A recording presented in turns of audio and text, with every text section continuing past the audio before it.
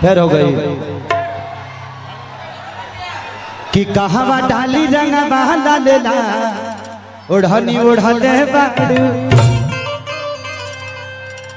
कि डाले खाती धनिया को तही जगह ना छोड़ल बाड़ू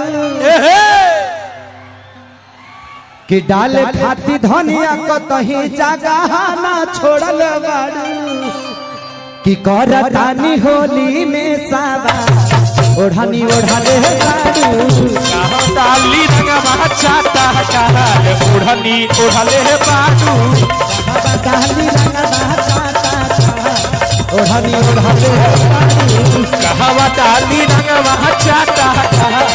ओढ़नी ओढ़ले बाड़ू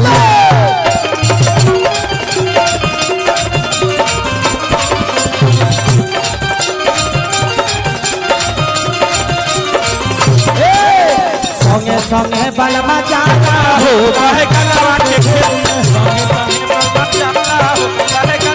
संगे संगे बलमा जाना हो काहे गंगवा के खेत में सोना हमसे लचाला हो काहे गंगवा के खेत में संगे संगे बलमा जाना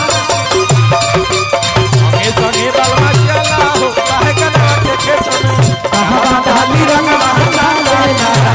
ओढ़नी ओढ़ले बाड़ू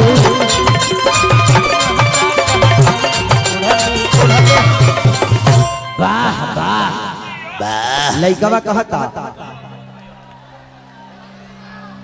कि कतना ले कही जान ले ताई चोली रंग त करे जायब तया गइली होली कि कतना ले कही तहनी जाने जाना चोली कतना ले कही अब गई होली